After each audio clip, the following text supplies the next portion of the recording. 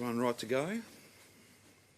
Thanks for joining us here. There are 15 new cases of coronavirus in today's numbers. 8 of those were in quarantine during their entire infectious period. 11 are linked to known outbreaks, and 4, the source of their infection is under investigation. 2 cases are in hospital, 1 in ICU. There were just under 41,000 test results received overnight, so 40,737, which is a very significant number, and we thank each and every one of those Victorians for coming forward and getting tested. We've said it many times because it's true. It is arguably the most powerful contribution that you can make in our collective fight against this virus. If you've got any symptoms at all, please go and get tested and do it without delay. Now, today we've got some important announcements to make in relation to the vaccine program. Last Sunday, we expanded at 9 state hubs, and we made AstraZeneca eligible for everyone between 18 and 39, so over 18s could go and get AstraZeneca. They'd go through a process where an experienced health professional would talk to them about their own medical history, and there would be informed consent provided.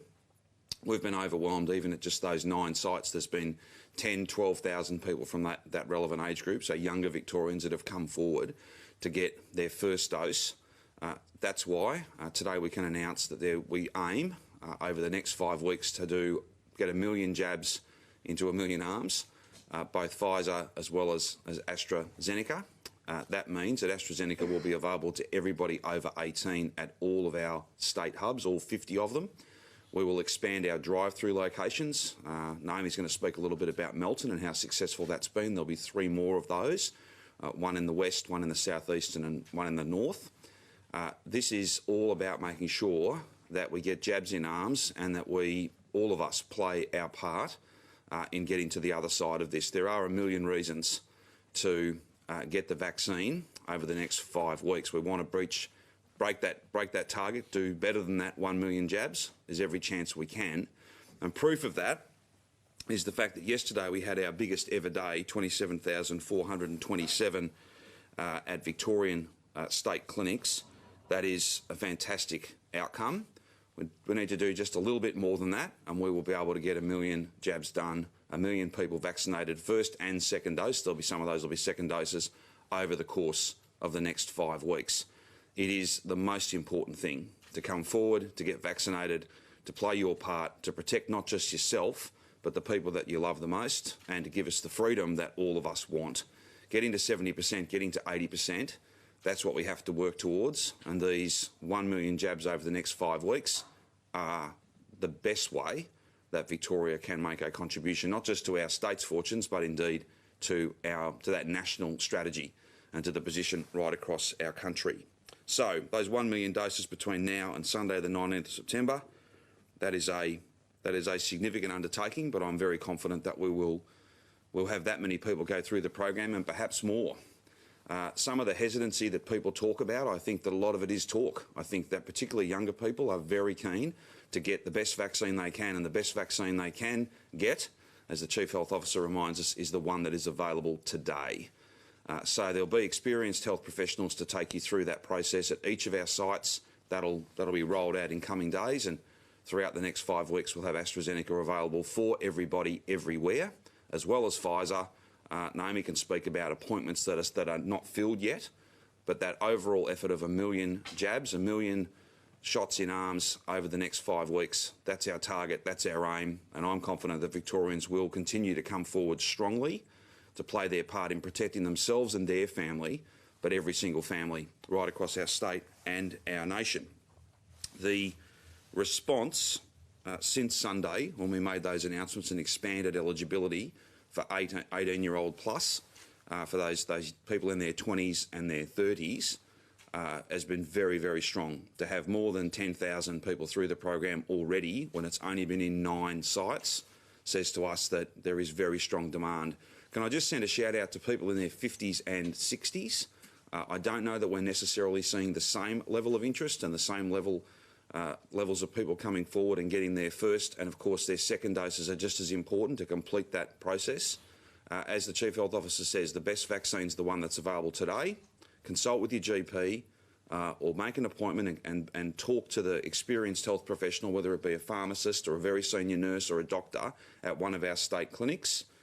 And if it's safe for you, if it's the best choice for you, then you'll be making a really important contribution to your own safety and that of the people you love the most. But also in a collective sense, you'll be making a powerful contribution on behalf of all of us. We aim to be, by the end of September, at about that 60% mark. We think that with these million doses, if we're able to achieve that or perhaps do better, that's just in state clinics, GP effort, pharmacy effort will be on top of that, then we are well and truly placed to meet our obligations and in fact exceed them. The quicker we get to 70% will mean the quicker we get to 80%, and then we're in a different world, one where hopefully lockdowns are not part of everyday living, where we still have the virus to deal with, particularly amongst those who do not have the jab, but it's a very different world, and there is every reason, if you want to participate fully in hopefully a much, much better 2022, then being vaccinated is an important part of that. Overall, good test result today, good vaccination result as well. These cases that are mystery cases are a concern to us, but this strategy is working in that we are steadily driving down the number of cases and driving up the number of people, the percentage of cases, of those cases who are isolated away, tucked away, no risk to public health. We want to continue to see that trend continue. But any mystery case is a real challenge for us, and I might now ask the Chief Health Officer to speak to those cases and the epidemiology behind them. And then Naomi's got a few things to add to my comments in relation to the vaccine rollout, and then we're happy to take any questions. Getting vaccinated and making one of these appointments, being one of those 1 million Victorians who goes through for a first or a second dose through state clinics over the next 5 weeks is so important. And I think we will meet that target. I think that we'll be quite surprised, all of us, to see perhaps more than 1 million Victorians get the jab over these next 5 weeks. We've opened up eligibility. We're looking at new and innovative ways of making the program easier to access, and it's never been more important to access it and to not delay, not put it off, but to be part of that program and make the appointment as soon as you possibly can. That's how we get past this and into something very different, something that's much closer to normal. I'll now ask Brett to add to my comments.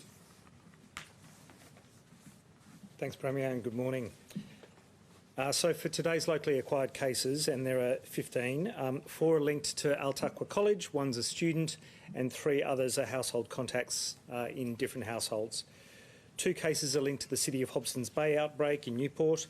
2 are household contacts, again from 2 different households, and these are from contact with 2 different players who attended the football match that was involved in that cluster.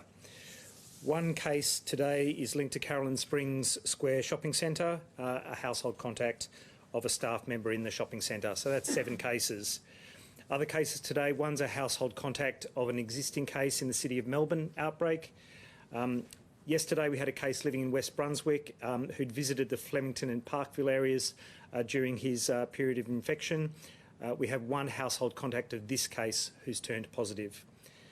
We also reported 3 cases from 2 separate households in Glenroy yesterday, and today we can report 2 related cases at Glenroy West Primary School, 1 student and 1 household contact.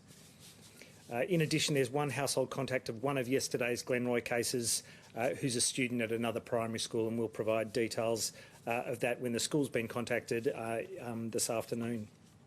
So that's 12 cases. And then there are these 3 so far unlinked cases. 1 case lives in Wyndham Vale and works as a delivery truck driver. That's a exclusively state-based truck driver, not an interstate driver. There are a number of exposure sites in Werribee that have been generated, so please check the website for those details. Another case lives in Roxburgh Park and works in Bundoora. There is a link to one of the school communities that's being investigated now, so we'll be able to hopefully link that and provide updates tomorrow. And 1 case lives in Middle Park. This is still under investigation.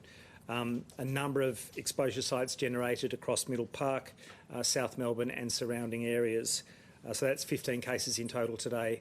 And those mystery cases, as the Premier said, are a particular concern.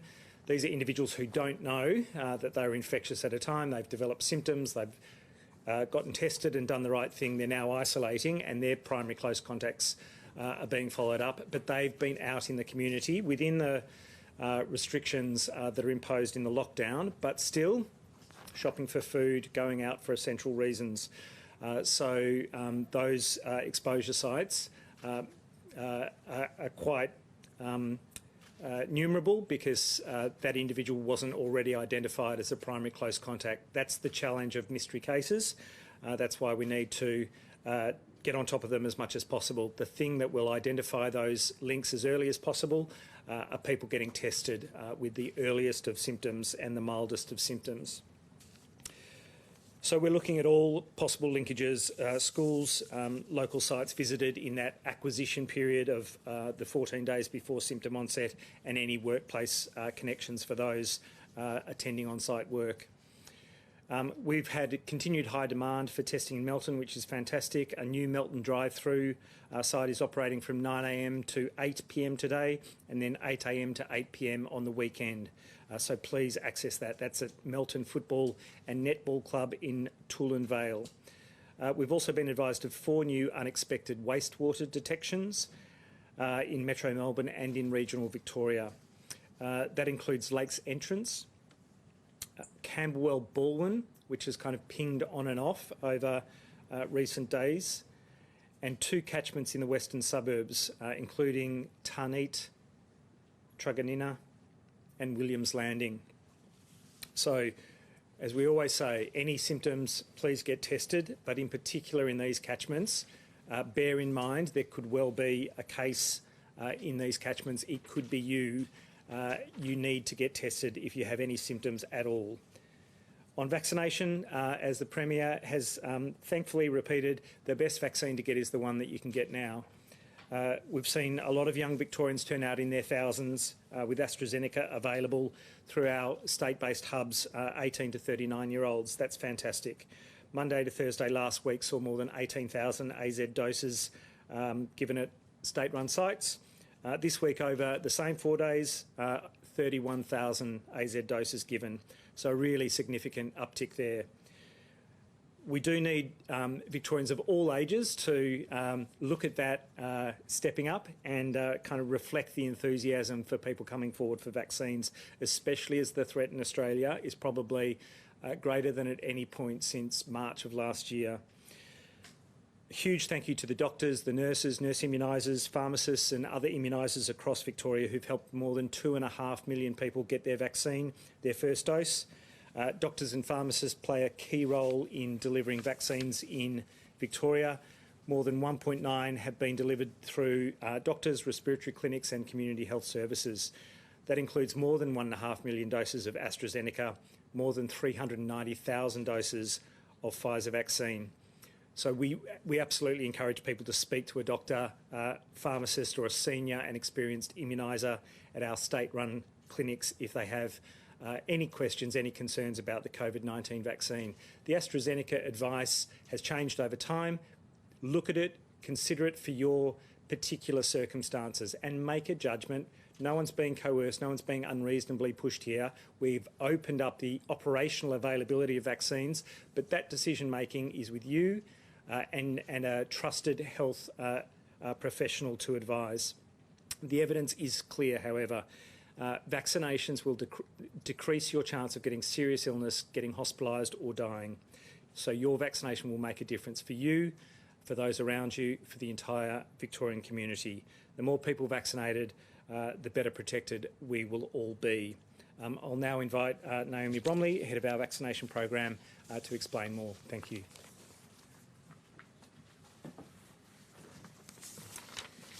Thank you, Brett.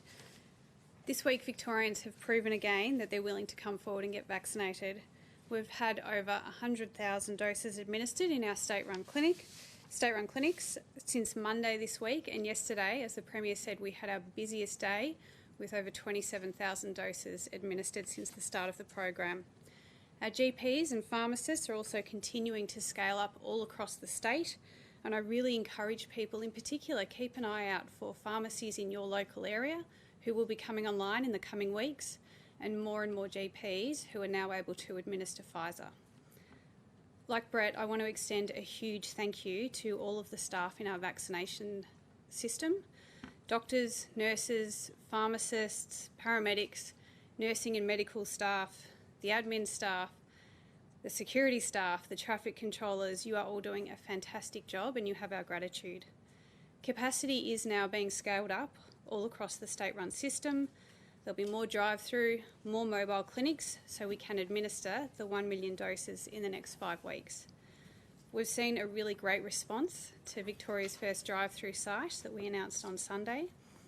The Melton drive-through site has successfully administered 900 doses this week so far. It's all gone really smoothly and the staff out there have been doing a fantastic job. We know it's been really popular in that local community and we're continuing to see a lot of bookings flowing through. I am really pleased to share that we are looking at planning 3 additional drive-through sites. So they'll be in Wyndham, up in the Hume Whittlesea area, and then down in the southeast in Casey or Cardinia. We are looking forward to providing more details about those very soon. Now, these are sites that are going to be established in partnerships with local communities, local government and industry groups. And as the program continues to roll out, these types of partnerships are going to become increasingly important. Now, there are close to 275,000 vaccine appointments available in our state system over the next 4 weeks right now. Every single day, we're putting more and more appointments into the system. So if you haven't booked your appointment yet, it is time to jump on and have a look for one of those appointments. It's time to come forward as quickly as possible. I was really pleased this morning to wake up and find that we had exceeded all of our previous targets and done those 27,000 doses yesterday. But I was even more pleased to see that 94,000 Victorians in the past 24 hours have jumped on our system, found themselves an appointment and booked in for a vaccine in the coming weeks. Thanks. Question? When will the other hubs be open for AstraZeneca? So as the Premier said, all of our state-run hubs will now be providing, from Monday, will be providing AstraZeneca to 18 to 39-year-olds. So any state hub that's currently administering AstraZeneca, from Monday, open to 18 to 39-year-olds, all across the state, regional, metro. How long do you think it's going to take to get these drive-through clinics up and running? I'm really hopeful that we'll get the first 1 or 2 locked in this week, in the coming days, and then possibly even opening as soon as next week, but we just need to work through some of those details, but it will be certainly in the next couple of weeks. Are there logistics issues because people need to wait for a certain amount of time after the injection? How's that going to work in a drive-through hub? You do need a big physical space to run a drive-through. That's absolutely true, but it's not unsolvable with the right space and the right layout. So the setup out at Melton is really good. There've been a lot of efficiencies that have been identified this week. So the amount of time that it took to kind of bring the car forward, administer the dose, do the waiting period on Sunday when we first started has been cut down and I think actually even halved over the course of this week. So all of those learnings, and the team at Western Health have just done an amazing job there this week, all of those learnings will be taken forward as we plan these new sites, so they will be really efficient. Do you have any clearer indication of when Pfizer will be available to that age group as well? Nothing that we can announce at the moment, so obviously we continue to align with the Commonwealth program, and that will essentially continue to be supply dependent as it has been up until now. Based on those million vaccines that you want to give, how many of them as a proportion will be Pfizer versus AstraZeneca based on your modelling? So at the moment in the system we do about 2/3 Pfizer and about 1/3 AstraZeneca, but what we expect to see over coming weeks, and we've already started to see this week, is that balance will shift and we'll probably get to a point where we're administering similar amounts of Pfizer and AstraZeneca, but probably around about that time we'll also start to see more Pfizer coming online, so it might start to shift again. It's really quite dynamic. It does sort of change week to week depending on what's happening. Are we expecting a Pfizer boost in these 5 weeks, and do you know how many doses that is? Well, we're actually seeing the Pfizer boost now. So if you remember a few days ago we talked about the Commonwealth bringing forward 150,000 doses of Pfizer from our September allocation into August. those doses are starting to arrive from today, actually, and so we are pushing those appointments into the system, of course keeping aside the doses, the second doses, but pushing those appointments into the system. And again, if you remember back a couple of weeks, when we changed that Pfizer dose interval from 3 to 6 weeks, that also allowed us to essentially free up or bring forward around about 130 additional doses. So the reason that we're able to put in so many of these appointments in these coming weeks is because of AstraZeneca and opening up that availability, but it is actually also because we have on both of those counts, the Commonwealth bring forward and the changing that administration period has allowed us to essentially free up more Pfizer first doses. We're pushing those into the system, and the increase that we're seeing and being able to hit that 27,000 yesterday, there's absolutely a contribution from AstraZeneca, but also a really important boost in the Pfizer first dose numbers that we're seeing coming through. Are we on track with the Commonwealth's rollout? Have we finished 1B, or is there going to be a lag for younger people? No, I think we're on track. I mean, I think that the way that the program was laid out, very, very early on in the year with, there were several sort of phases and different cohorts associated with them. I think the way that the Commonwealth is now articulating their plan in the COVID Shield plan is slightly different, and it really will transition now to more of an age-based approach for the whole country. Are we at the point now where you can guarantee the supply and therefore make these hard targets, or is supply still a bit iffy? So when we get the information from the Commonwealth about supply, and we usually have supply certainty 4 weeks in advance, that's the information we use to push in our appointments. And of course then we use the Horizons document, which is publicly available, to plan out our period beyond that. So all of the supply information is essentially publicly available, and that's what we use to put our appointments in place. According to the federal document yesterday, people over the age of 40 to 50 are still around 55%, just a bit above when it comes to first dose. Brett Sutton mentioned them as a bit of a shout out, a call to arms to come forward. Why is that so low? Is that a supply issue, or again, are there still free appointments for them that are just not being taken up? I think it may be a little bit of both, actually. So we know that we're sort of coming out of this period where appointments have been very, very constrained. But we are now, and this is our key message, we're entering a new period in the program. There are appointments available. So for people in those age groups who have been eligible for some time, my message is clear. Jump online, book an appointment, call the call centre. This is the time when there are appointments available. Remember, I said there are 275,000 appointments in the system, and my team are literally putting new appointments in every single day. Now's the time to jump on and book yourself an appointment. Some of the vaccine hubs out in the West have had to suspend walk-ins because of certain social distancing issues or the demand they've had with the bookings they've had. Because of this target you're setting now and and whatever modelling you've done, do you anticipate that having to occur elsewhere? Yeah. So for many months now, we've only allowed walk-ins for AstraZeneca, not for Pfizer. The message is booking in is better. So walk-ins is something that we can do when the system allows it, and as long as it's safe and appropriate to do so. We won't allow our vaccine sites to become unsafe, particularly in an environment where we have got community transmission.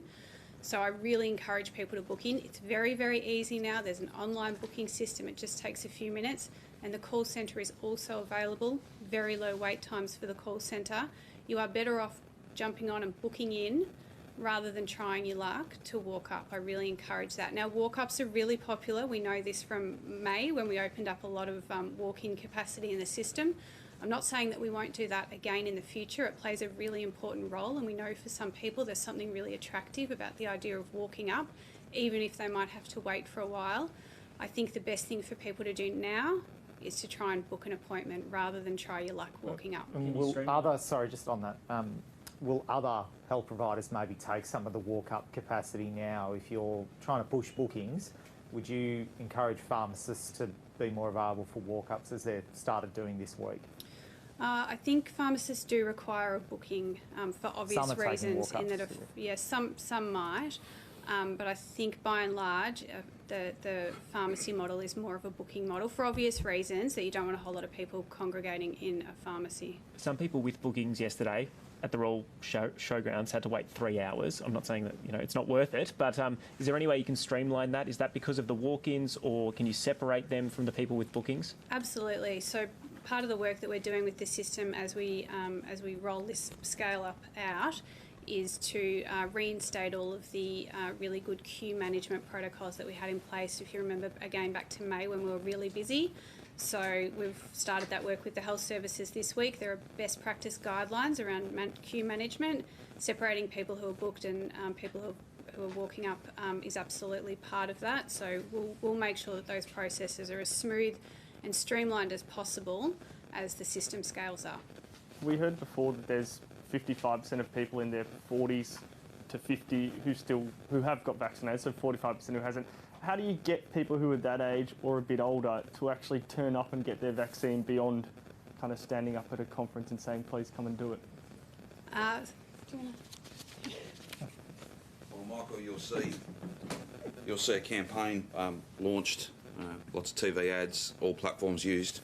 There literally are a million reasons to get vaccinated, whether it's for your job or somebody else's job, your health or someone else's health.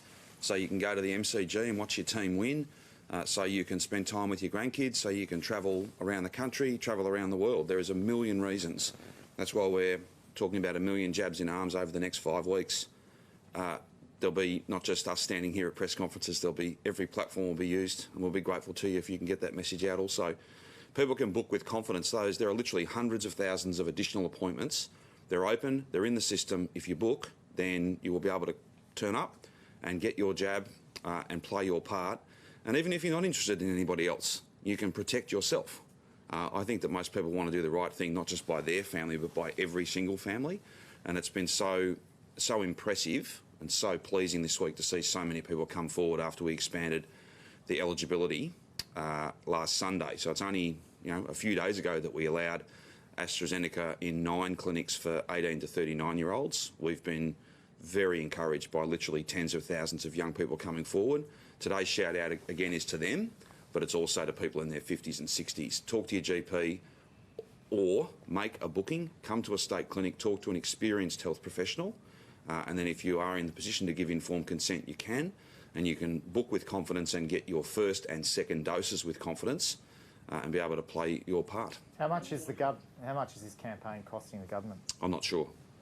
Frankly, a tiny fraction of the benefit, I would think. And you mentioned we have a standing by. Sometimes it's about testing, sometimes it's about getting vaccinated, sometimes it's about applying for business support. We've got space booked, if you like, and we can move in and out depending on what is topical that week, that month. Just on the campaign, you mentioned on Twitter that you got vaccinated for your mum. Yes. Can you talk a bit more about that? Well, look, I can't go and visit her at the moment because I live in Melbourne and she doesn't. But there's lots of different reasons, and I've got vaccinated not just for my own health, but so that I can spend time with the people that I love the most, whether that's my kids or my mum.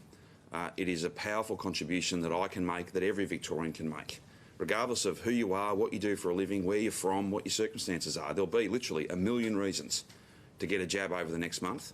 But if we can reach that target, then we will be really well placed to be in a situation where there's not lockdowns anymore, where the rules are very different, very, very different, and where we can look with a sense of optimism and purpose and confidence to the new year, to 2022, and know with certainty that we have beaten this thing. But we just won't get to that point unless for the most personal of reasons or in the broadest context for your family and every family. Make a booking, come forward, get the jab, play your part. That's what's most important. And the key point today, you can book with confidence. Those appointments are open, that supply is there, and if we reach that target, then we'll be really well placed to meet the next target and the one after that. With National Cabinet today, what's the message that you're going to be bringing to the New South Wales Premier in regards to their decision to give people of New South Wales more freedoms when they hit 50% vaccination, which is not in line with the national way of doing things? Well, I think there's a lot written and a lot said about this. I think every government in the country has signed up. In fact, I know, because they have. Every government has signed up to the national plan.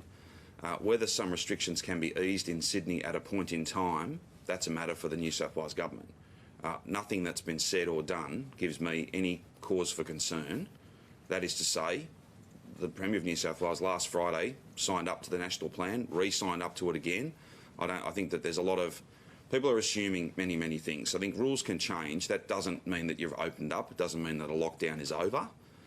Beyond that, I'm not here as a spokesperson for the New South Wales government. I'll leave it to Gladys to explain what it is she wants to do. But I'm not concerned. I don't think that there's a New South Wales gets to 50% and they throw the doors open and their lockdown is over. I just remind everybody that the Doherty modelling is not based on hundreds of cases every day. It's based on having a very small amount of virus, if any, in the Victorian or the Australian context. That's when you get to 70% with very low case numbers and 80% with very low case numbers, you have many options. Sadly, when you've got thousands of active cases and hundreds of cases every day, you don't have those options. You just don't. That's why Melbourne's locked down, because we don't want to get to a point where we have hundreds and hundreds of cases. We want to keep driving these numbers down, and to see 11 or more, to see a significant percentage of our new cases today tucked away, no risk to public health, isolated 100% of their infectious period, that's the trend that we want to see continue. But given the caseload there, the way things are tracking, opening up further could only lead cases to grow further there.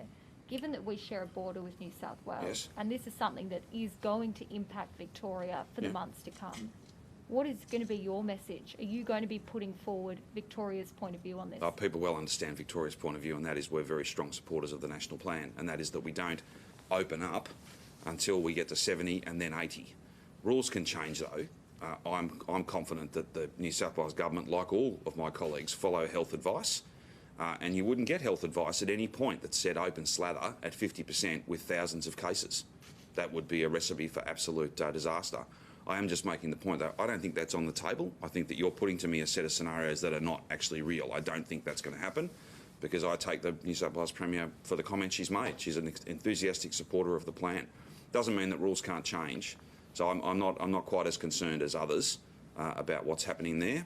What I think we're all concerned though, and if we can help out, we're always ready to do that.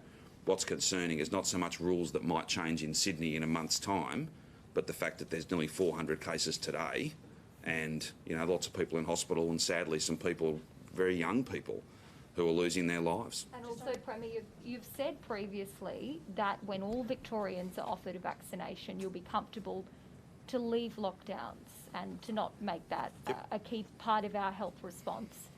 Do you stand by those comments, given the outbreak in New South Wales at the moment? Well, I stand by the national plan that we had quite a bit to do with writing and drafting. We've made a very significant effort to be an active part of that process, and we've been commissioned to do some further work together with Tasmania and the Northern Territory around vaccine passports and what being vaccinated means for your freedom, and what not being vaccinated might mean from a rules point of view as we look to the future. I've been very clear. I want to offer it's what I've sort of said, Julia, if I can reconfirm this. It's really tough to be kind of talking to people about how they must get vaccinated and all the consequences of not getting vaccinated when there isn't enough supply. That's going to shift though, and then supply will no longer be a barrier. In other words, everyone will have been able to participate in that Commonwealth vaccine program. Today's announcements, those additional appointments, that target of 1 million jabs over the next 5 weeks, that's a step towards everybody being offered what we want them to take up.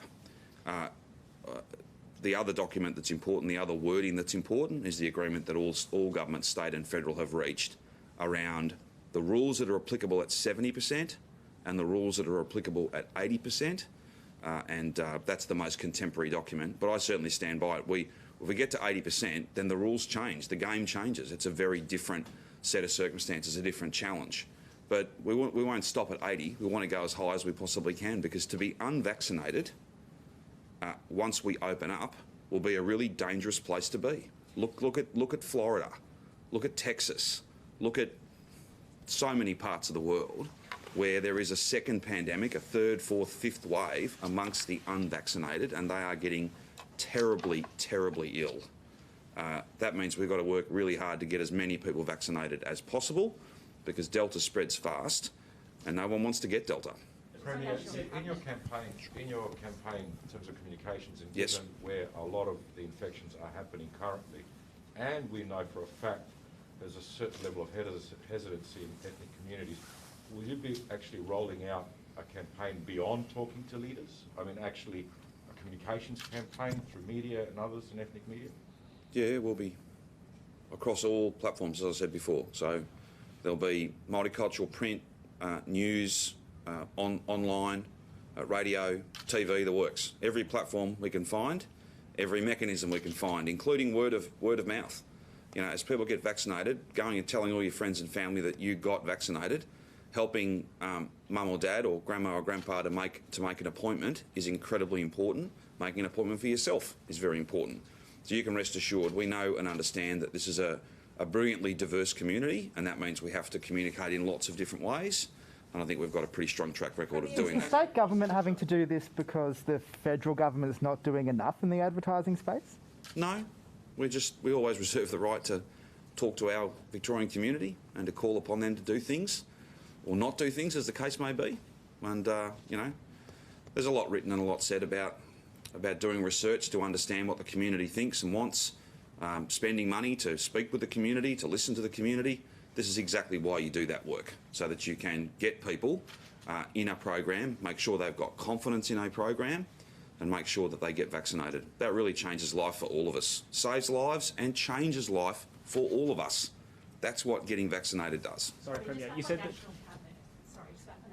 Will you be raising the issue of border permit enforcement? Obviously, we had the two women flying from Sydney. Qantas has come out and said that their staff aren't trained to enforce these permits. So will you raise possibly options of... Well, if I've got to put authorised officers up at Sydney Airport, for instance, to stop people getting on planes, I'll do that. I would have thought that that Qantas might be airlines might be able to play that role for us. But I don't know that that's a National Cabinet issue. But we can't have people who have no valid documents. They don't have that passport. They don't have that permit to come to Victoria. They are, and you know, we've seen a lot of commentary about our permit system. Well, gee, it served us well to the point where we have found people who are actually positive with this virus travelling on bogus permits. We need to go further than that, and if we need to, we will. I don't know that that's a National Cabinet issue. That might just be us having to do even more. We never rule that out. On your point just now, do you have jurisdiction? You need to work out which of you is going to ask the question, and then I'll work out how I answer each of them. That's the best there. We'll split the difference. I'll ask the next one. Just to clarify, so you would consider sending authorised officers up to Sydney Airport? Well, I would not. I don't want to have to do that, but there are permits, and you know, the other thing too is maybe we can train some people at Qantas to do this important work, because the alternative is they turn up here and we turn them around and we send them back. Now that means they're on 2 flights instead of 1. They're in airports. They're a risk. It's much better if they're not making that journey, because they're not permitted by law to make that journey. I don't know that this will necessarily be on the National Cabinet agenda, but you know, we'll work with other states. We'll try and be as cooperative as we can. But if you haven't got a permit, don't come here, because the best you'll do is spend a few nights in hotel quarantine, and then you'll be sent home. Has the state government actually got any airlines to essentially function as government and keep our borders safe? Well, look, I'm not here today to have a crack at airlines, but I think airlines have been pretty generously supported by taxpayers, and it wouldn't be too much to ask them to check whether someone's got a permit or not. But in any event, I'm not here for an argument with them, but you know, I don't think they'd be at the front of the queue for people that could have a whinge. They've been pretty well supported. Premier, talking about support for business, I mean, I've got case studies of numbers and numbers of businesses in the ethnic communities, not only just Greek, across Indians, that are the back's up against the wall. Will you be taking something to National Cabinet for a more coordinated response to that? I mean, in the second week, there's at least 9 cases where they're almost about to collapse and going to... Well, we've made some announcements about rent relief. We've made some announcements about supporting landlords so that they can comply with the changes that have been introduced into the Parliament. So that's a resumption of some of the rent relief measures we had last year. Just this week, just yesterday, in fact, Minister Pakula made some announcements, again, a partnership with the Commonwealth Government, the best part of another $360, $370 million out the door, paid automatically with some changes to the way that system works. It's not just more of the same, although some of it is that way, but there are some changes to that package because we've listened to a number of different industries, a number of different businesses who've said, look, we need the package to be a little bit different to meet the needs that we're facing now. We certainly don't rule out doing more. In fact, I think we've shown very clearly over these last few months, and indeed beyond that, that we're prepared to support business. Very significant grants, paid out automatically, dealing with some of those backlog issues. Just this week we've made announcements. If we have to do more, then we will. Ryan said yesterday he had no idea why these women were coming down to Victoria. Do we have any more detail? No, we don't. Do we know what their Back to your point. Sorry? Do we know what their relationship No, is? I don't have much detail on them at all, Just other than that sorry. they weren't supposed to be here and they've been fined. On this point, sorry, you said before that you could send authorised officers up to Sydney Airport. Does the state government have any jurisdiction to be able to do that? Well, again, we'll do whatever we can. There's a lot of different options, but I'd rather not have Victorian staff working in New South Wales. And yes, you're right, they may not necessarily have all the authority that they might need. But again, all of us need to work together. They don't have a permit, but the problem is the planes don't stop at Albury. They stop in Melbourne. And the way to solve this perhaps is if you haven't got a permit, don't travel here, because the best you'll do is spend a couple of nights in hotel quarantine and then you will be sent home. And you would literally have to be, like, I don't accept that anybody is unaware of the permit system. It's operated for months and months and months. If we can get some sort of a partnership, a different partnership between our government, airlines, airports, then of course we would be only too happy with that. And of course we'd play our part as well. If the South Australians asked us to play a role in not allowing people who weren't permitted to travel to South Australia, then surely we could all work together. Whether that's something that National Cabinet has a position on or whether it's done bilaterally or multilaterally, well, we'll just have to see how that unfolds. Could you ask the ADF to do it? I'd never rule out asking anyone to help us out. We've got lots of people working with us. But again, these are state permits, they're not national permits. And there might be some around the National Cabinet table who don't think there should be permits, that there should be complete freedom of movement. I don't think that would be a very good idea, given the number of cases we see in some parts of the country. Is there a better balance to be struck here, though? Because there's that publicised case of a family member who couldn't come to support someone going through chemo. So obviously the rules are strict for New South Wales for a good reason. Yep. But is it too tough and pushing people to try to sneak in and perhaps be missed by Victorian authorities? No, I don't think these two people were coming here for compassionate reasons. And in fact, what they might have done is caused enormous inconvenience to the rest of that plane load of people who were coming here with valid permits for compassionate reasons. So it's a pretty selfish thing to do. They've been fined, and we won't hesitate to fine anybody else who similarly thinks that the rules don't apply to them. We can work through, whether there's different ways of doing things, whether there's different processes, who checks who and all of those things and where. I would just say that's two cases amongst many, many thousands of permits that have been issued. It's two cases among many thousands of people who've arrived at Melbourne Airport. We'll just, every day we have to look at things and maybe doing them differently, because the challenge doesn't stay static. The virus isn't static. But Premier, those are possibly the only cases that have been caught. So in a time when there's an increased COVID risk, why is there not a red flag going off in that permit system when someone goes to apply for a green zone permit from an extreme risk zone? Why was that not picked up in our system? Well, they didn't have a green zone permit. We were told yesterday that these women had a green zone permit. Well, in any event... was it a green zone permit? Did they not have a permit? I need to come back to you on exactly what you were told yesterday. I didn't necessarily tune into every minute of what you were told yesterday. We were told it was a green zone permit.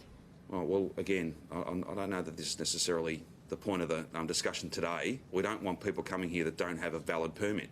And if you're from Sydney, pretending that you aren't, or pretending that you've got a green zone permit when you don't, doesn't do you any good, doesn't do anybody any good. But if it was invalid, how were they able to apply for it in the first place?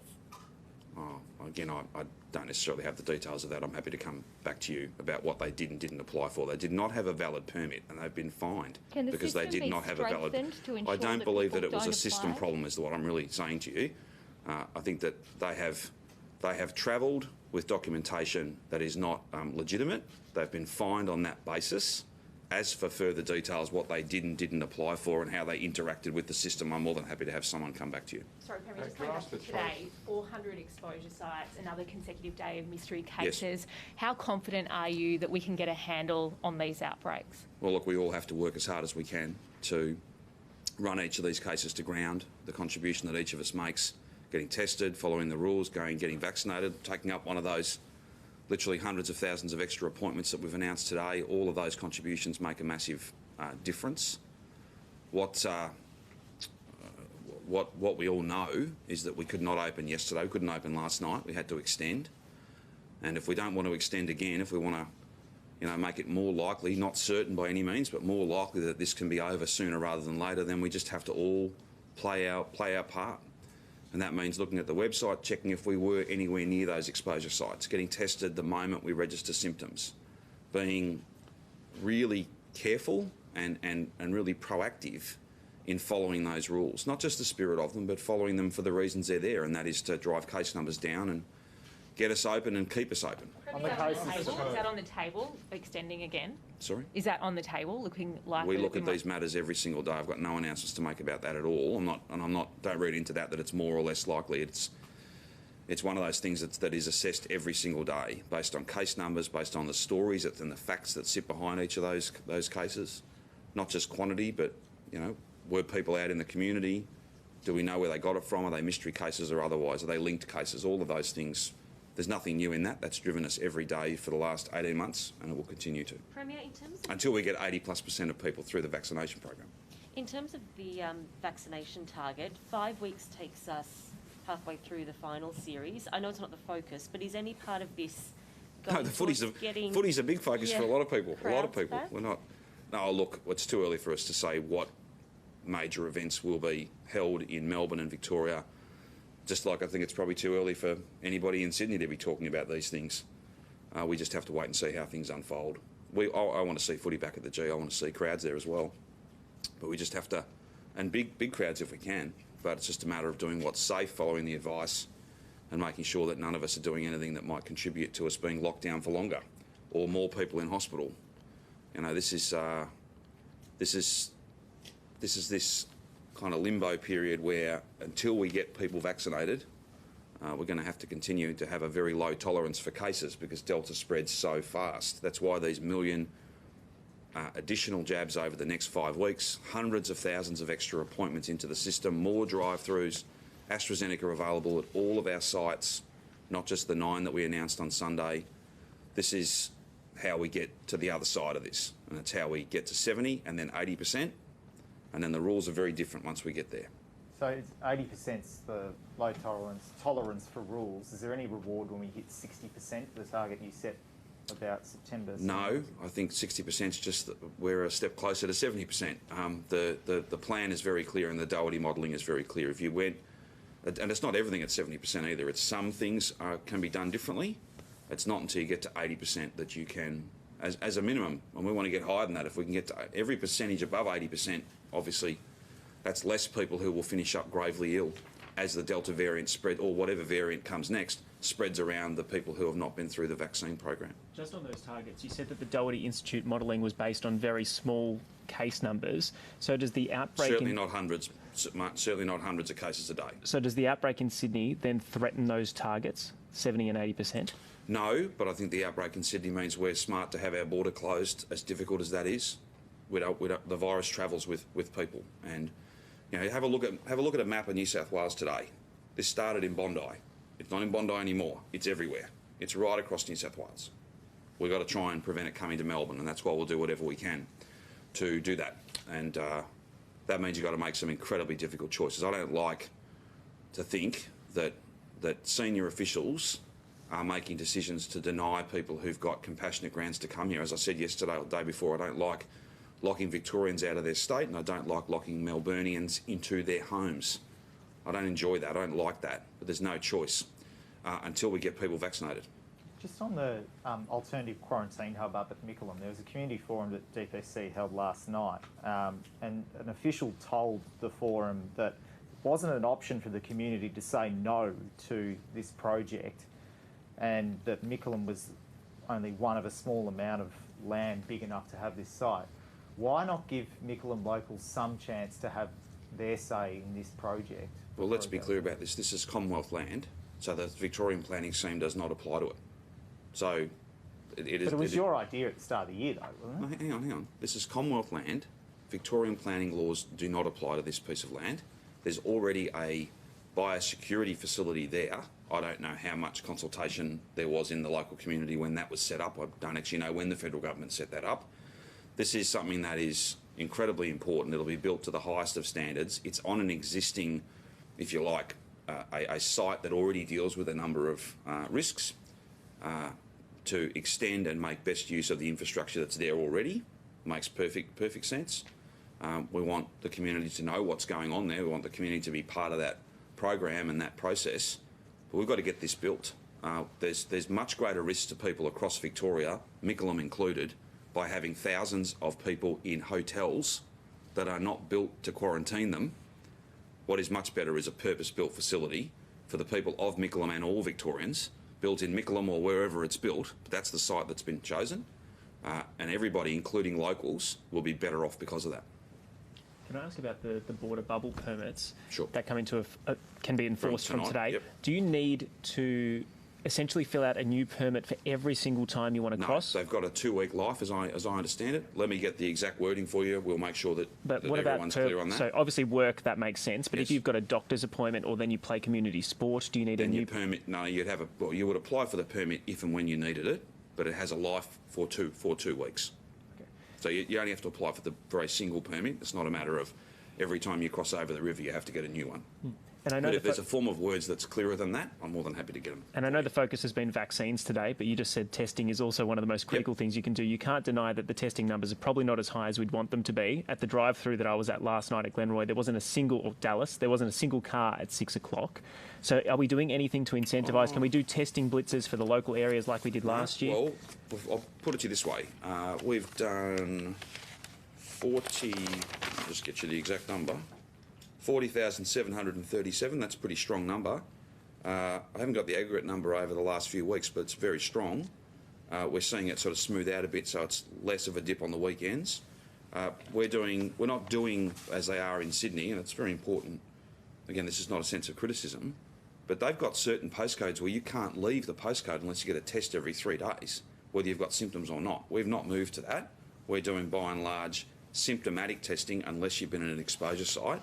But we've got 100% of all the Altaqua primary close contacts have been tested. Very strong numbers in all of our other groups that we're managing as part of our public health response. I think we've got adequate testing, but I would always encourage any Victorian, if you're asked because of where you've been, so as a primary close contact, to get tested, please come forward and get tested. If you've got symptoms, however mild, please get tested and please do it as soon as possible. I would never discourage people. The more people that get tested, the better, because it's the more complete picture we have. But I'm not concerned with those numbers. It's not like they're too low. And I would just guard against people, the natural comparison with New South Wales, where they literally are requiring people, whether they have symptoms or not, that have to go and get tested every 3 days. And it's I assume, many hundreds of thousands of tests each week can be directly attributed to that. But even excluding New South Wales, the Burnett Institute put out a report this week that showed that behaviour in Victoria has changed when it comes to coming forward to get tested. A bit of fatigue there and a bit of a better understanding maybe. But also, given that we are still seeing these mystery cases, great that we've got Altaqua locked down, but in terms of just those hotspot areas where wastewater testing and stuff is popping up, couldn't we do a blitz to just find it ASAP? No, we're in furious agreement. We don't rule that out. If at some point we think that, like we in the past, we've literally gone door to door and put a testing site at the end of everyone's street. We've done it before. We would do it again if we thought that was something that would help us contain case numbers. We're not at that point now. There's lots of different reports from different research institutes. We look at all of those. There's no doubt that there's fatigue. Everyone wishes this was over. But arguably, the most important contribution that any of us can make is if we have symptoms, even really mild symptoms, please go and get tested as soon as possible. 98, 99% of results are back to the person the following day. Hopefully it's a negative, but if it's positive, we will support you. If while you isolate waiting for that result you're out of pocket, we pay you $450. There's every reason And I don't know whether other states are doing that, but it's something that we've done and we'll continue to do. Why aren't we at that point yet? Sorry? When you said we're not at that point yet to put testing at the end of everyone's street, why aren't we at that point yet? Because we don't have public health advice based on case numbers that justifies that. If and when, and I sincerely hope we don't get to that, because you remember the last time we did that was when we were doing some pretty intense effort in the north and the west of the city, and we had many, many hundreds of cases. That was at our worst moment in many ways, or on the way to our worst moment. We're in a different position now. But I just say to everybody, I know no one enjoys these rules, no one enjoys going and getting tested, but if you've got symptoms, the last thing you want to be doing is spreading this virus to the people you love, and indeed people you've never even met. So you can't ignore symptoms. If you've got them, then you have to come forward and get tested. And if you're out of pocket because of that, because you're doing a service for others, then we pay you $450. That, I think, is a good balance, and we've had thousands of people come forward and do that. Given that there are a lot more mystery cases than there were during the last outbreak, isn't there a need to push for high testing in areas where there is a concentration of cases? Well, we push for testing every day. We're not at a point where we need to be going door to door. We're not at a point where we need entire suburbs to come out and get tested. If we get to that stage, then we won't hesitate. I think we've shown, well, in fact, I know we've shown that we're prepared to do what has to be done, popular or otherwise, logistically easy or otherwise. We've done it many, many times, and we'll do it again if we have to. Mystery cases are always a concern. That's why genomics are important. There's a whole range of other testing, serology, upstream, downstream, that coronavirus detective work that's done. It's there for a reason. That's why we're so grateful to people who sit through interviews that can go for hours as we try and get a sense of where they've been, because that every little clue, every bit of detail helps us to put the jigsaw puzzle that is coronavirus together. Can we ask the Cho some details on the mystery cases, please? Absolutely. Thank you. Yes, you can. Thank you. Knock yourself out. There you go.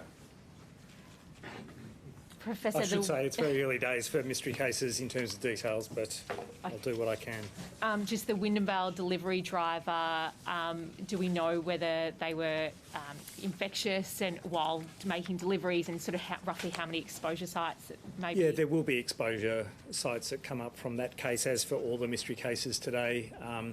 We've got a positive test result for that individual, so there'll be an assumption about the 48 hours before symptom onset and right up until the time of isolation that they were out in the community infectious. The Western Autistic School in Laverton is now a Tier 1. So can you just explain to us, a student used the bus service, but it may not actually be the school that's impacted there? That's right. So there's a concern about potential transmission on the bus, and those who are on the bus will be considered the primary close contacts. They'll have secondary close contacts, which will involve other students, other families related to the school, but it's not an exposure at the school site. And do you know how many other students or passengers were on that bus service? Not at this stage, no. But it's a relatively small number compared to a school being classified as a Tier 1 site. How are you feeling about another day of multiple mystery cases? Oh, look, it gives me some anxiety. I'm also calling out to everyone, especially in these locations, to get tested. We know that there'll be additional cases in Glenroy. There'll be, in all likelihood, cases in Wyndham Vale. There may well be cases in Truganina, Tarneet, because of these wastewater detections. So absolutely, people should come forward and get testing. In terms of the relative utility of that call-out versus a door-to-door testing program, we know that you are 50, 100, 200 times more likely to be positive if you've got symptoms and you're getting tested versus being asymptomatic if you haven't been identified as a close contact. So there is so much more utility in a message that says if you're symptomatic, headache, fever, sore throat, cough, whatever, come and get tested, versus a broad sweep of testing that would involve tens of thousands of people who've got no symptoms whatsoever. We do that surveillance testing where we've got a concern about people being at particular risk, but at this stage it's not of best use at a suburb level. Considering those mystery cases in the last couple of days and today, is it 8 out of 15 have been in quarantine during their infectious period, so just over half? Do you think the situation is getting better, or do you think in fact it could still be getting worse?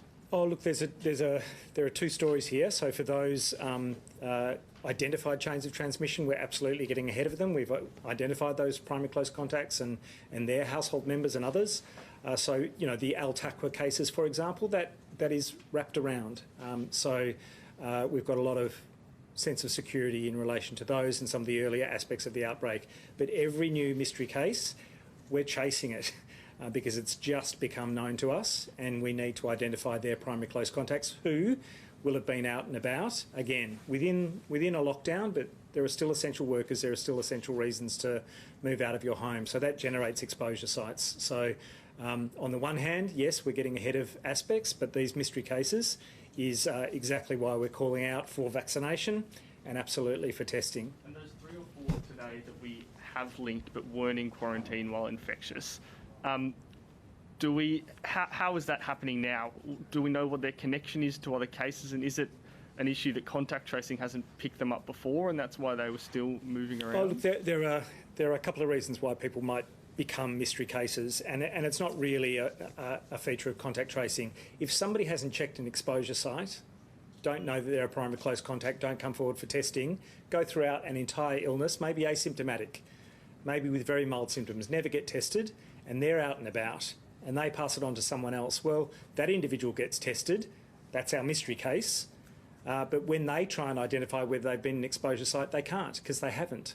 They've been in contact with somebody else who's never come forward for testing. So that's how mystery cases get generated, and that's why there's such a strong message for everyone who's symptomatic to get tested. The other reason why we might get a mystery case is because there's a new incursion into Victoria. Someone who's not declared appropriately, someone who's not been tested when they're symptomatic. We will do all the contact tracing when we know about cases, but we have to identify them at the earliest possible time, and people need to keep going back to those exposure sites and say, am I someone who should be getting tested here? Am I potentially a primary close contact, or should I get tested because I've been to a Tier 2 exposure site? They're really important messages. Can I just clarify? I think Twitter said there were 4 unidentified cases today, and you've said 3 mystery cases. So which is the right number? Oh, look, we can come back to you. Sometimes there's the original mystery case, and then they have a household member. So they're linked together, but they're all part of an unlinked cluster, if you like. And just a question on a broader public health issue. We're getting reports that parents are really struggling to get their kids outdoors and active during the 6th lockdown. So what's your advice to them on that? And while you're dealing with the public health bushfire, do you have an eye on, once that's out, how to deal with the consequences of all of these lockdowns? There'll be so many consequences, short and long term, out of this. It's a global issue, and every country will be struggling with this to one extent or another. I know that if we don't put out this bushfire now, we are dealing with longer and harder and more disruptive and more damaging circumstances for everyone. So we have to do what we have to do to drive this down and get beyond it. How we respond to all of the challenges out of this, we'll take advice from our chief psychiatrist, from Patrick McGorry, all of those who understand the mental health challenges and all of the consequences for kids, for the elderly, for those who've been particularly isolated, and take actions on the advice of those experts. But there's no question there'll be a challenge ahead of us. For kids who are home now, and I've got my 3 doing homeschooling, and for some of them they kind of roll with it. For others it's clearly a challenge. So I accept that there'll be so many families who are struggling with this in one way or another, and kids who are particularly struggling with it. Some who, for whatever reason, find their groove and can do online, can find their rhythm and space at home, but a lot who won't. I would say try and create a school environment at home to the extent that you can. And I know there are working parents who are at home trying to juggle all of this. It is not easy. But my kids get in their school uniform at home. They have their scheduled times to get on their WebEx call with the teachers and meet their class. My wife tries to get them to have some outside time, some craft time, some whatever time. Having that kind of rhythm that is a bit like they would have in school, I think is part of that solution. But I'm not the teacher and I'm not the expert here. Schools are reaching out to families to say, if you are having struggles, please contact us. If you need advice from us, if your child has a particular need for that one-on-one conversation with the school, please make that happen. So I would reinforce that message for all families who've got kids home at the moment to reach out if they've got particular concerns, particular challenges to address. How concerned are you about the South Melbourne market?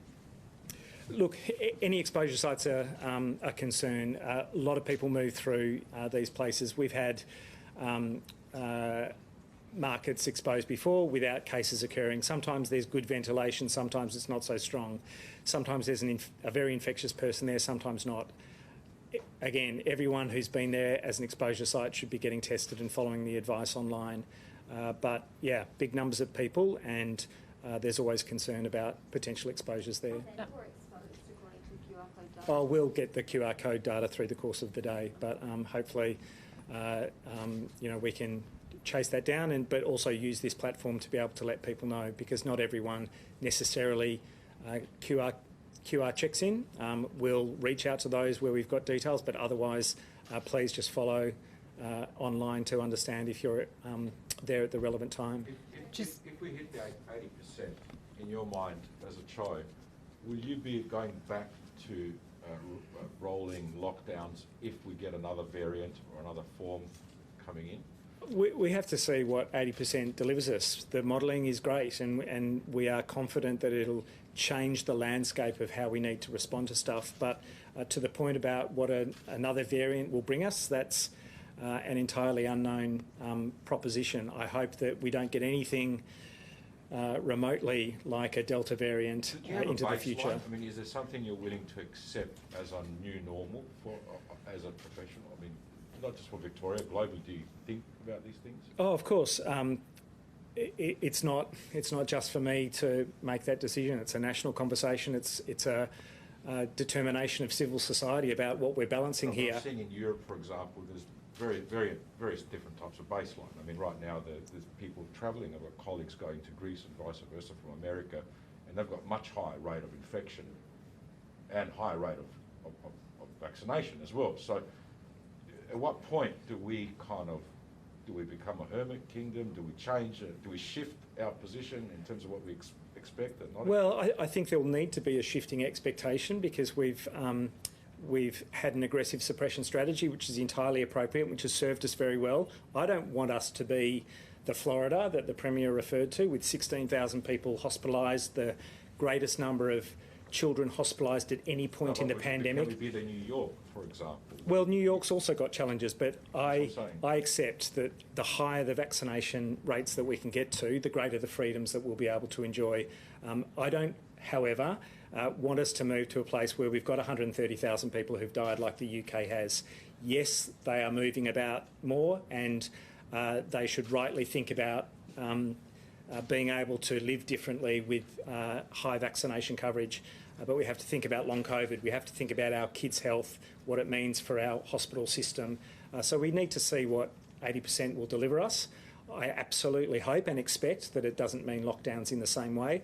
What it means for international movement across the country, to be determined. But I would, again, expect that we'll have greater freedom to travel interstate, and we are all looking to be able to see friends and family overseas and take holidays. So I hope it delivers that as well. Could lockdown still be a feature of Victoria's public health response well, post 80% vaccination? Not what the modelling is telling us. Modelling is not a rock-solid prediction of the future, but if it is right, and if it turns out that that's what 80% vaccination coverage of our eligible population delivers us, I fully expect that we don't have to go to lockdown. Even with the New South Wales outbreak at the moment? Well, the New South Wales outbreak will be a challenge for New South Wales. Our border management is what will protect Victoria, and if we've got very low case numbers or no case numbers and we get to that high vaccination coverage level, then lockdowns shouldn't have to be a feature. So we could still have our border closed to New South Wales I don't at 80% vaccination? I don't want to jump ahead to that because we're not there. Sorry, Premier, just one non-COVID related question. The issue in relation to the border, that's a lockout. That's not a lockdown. and that'll be there for so long as we believe Sydney, New South Wales or any other part of the country or any other part of the world. That's essentially why our borders are closed. That's why we're doing quarantine. That's why we've closed our borders at a domestic level, because the case numbers are too high. Premier, I think at the start of this question you said if people want to participate fully in 2022, they'll need to be vaccinated. What do you exactly mean by that, and what sort of activities will people need? That's to be not yet determined. So National Cabinet has tasked both Victoria, Tasmania and the Northern Territory to lead some work. There'll be some discussion of that today. That's by no means finished. Will the state government mandate a new vaccination passport, or leave it to businesses or event organisers to decide whether? Again, that's not finalised either. And I suppose this is a difficult conversation to have with people now in an almost kind of threatening tone, when people who want to get vaccinated can't because we don't have enough stuff. There will come a time, though, where I think restrictions will apply to those who have not been vaccinated, rather than restrictions applying to all of us. Now, if that's not an incentive to go and get vaccinated, I don't know what is. But I can see a time when to get into a venue, to attend a major event, to participate fully as a customer, a client, a ticket holder, a patron, a viewer, however you want to look at it. Being vaccinated will mean you get in, and not being vaccinated will mean that you don't. And some people will be all up in arms from a civil liberties point of view. Well, that's not the issue here. The issue here is keeping people safe. And there will be a percentage of the community who cannot, for medical reasons, be part of the vaccination program. We'll need to make sure that they've got a passport of their own that demonstrates that they haven't chosen to ignore the advice.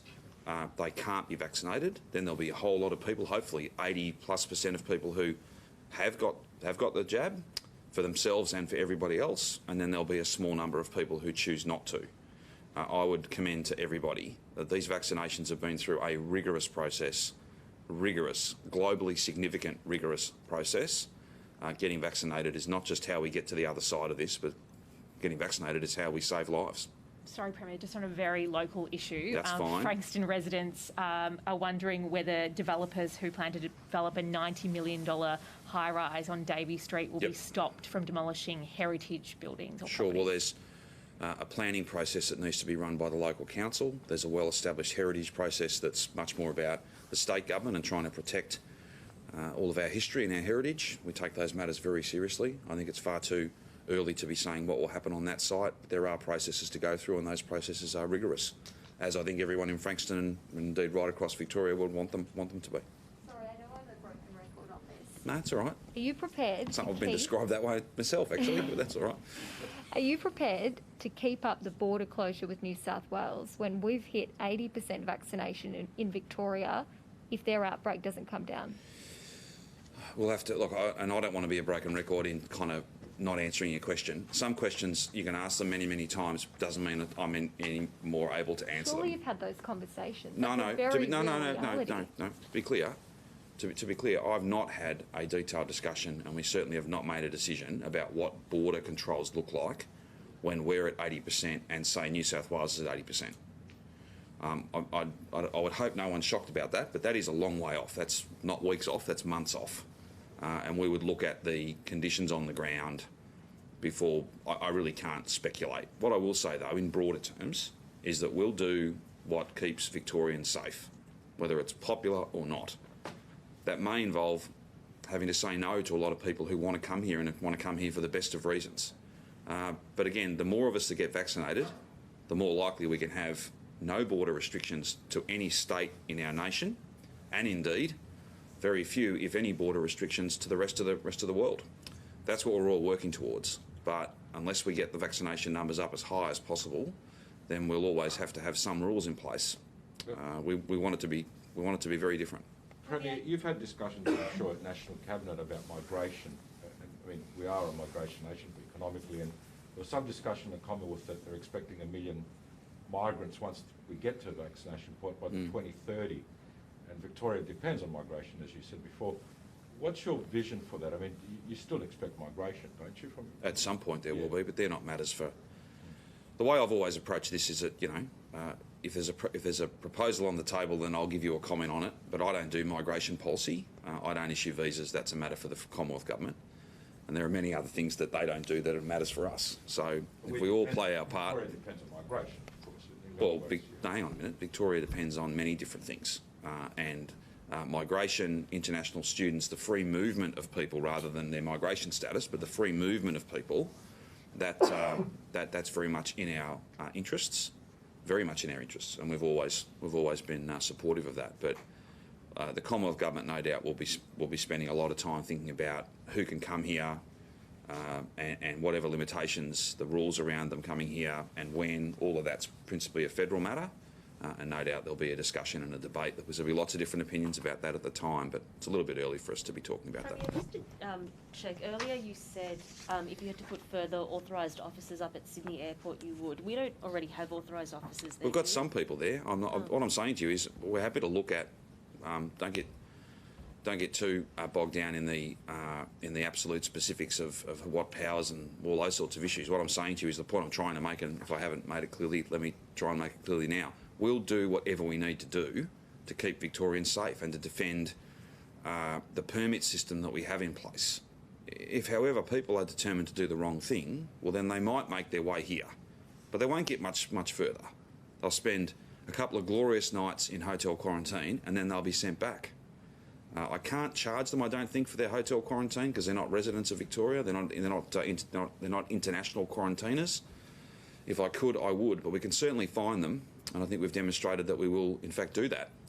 The permits are there to keep everyone safe. I know it's incredibly heartbreaking to have to say no to some people who genuinely want to come here for the best of reasons, but that's the system we have in place. If we had that border open, if we had a freedom of movement, then we would have not a handful of cases from New South Wales. We'd have hundreds of them.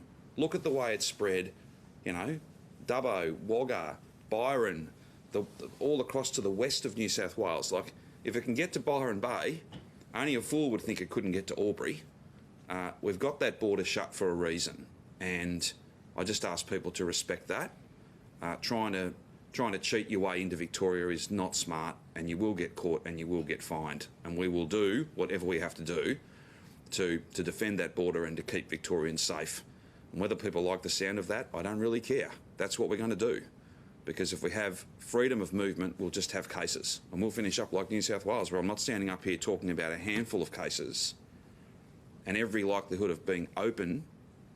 Instead, we'll be locked in till we all get vaccinated, and we have thousands of cases, not single figures, thousands of cases, and our hospitals are full. We don't want that here. We don't want it in New South Wales either. Any other issues?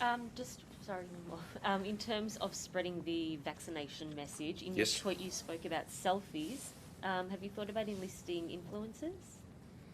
I'm sure somebody has. I'm sure somebody has. Oh, look, to be honest, this is such a personal thing that I think everybody can influence the behaviour of others. I've gone and got two shots. So's Kath. Every family has an interest in doing this. Every family should do this for themselves and for every other fellow Victorian, for the best of reasons. And sometimes a grandson or daughter having a conversation with grandpa or grandma, that might be the most powerful influence that you can possibly exert. Go and get vaccinated for me. Go and get vaccinated for yourself. Go and get vaccinated for every single Victorian. Go and get vaccinated so we can have different rules, and very few of them. Get vaccinated so we can be open and resume our jobs plan and the really strong economic performance that's been a hallmark of most of this year. Any other issues? I thought you might have given me a list of proposed influences then, but that might have got a little bit tricky. If there's no other questions, we'll see you again soon. Thanks very much.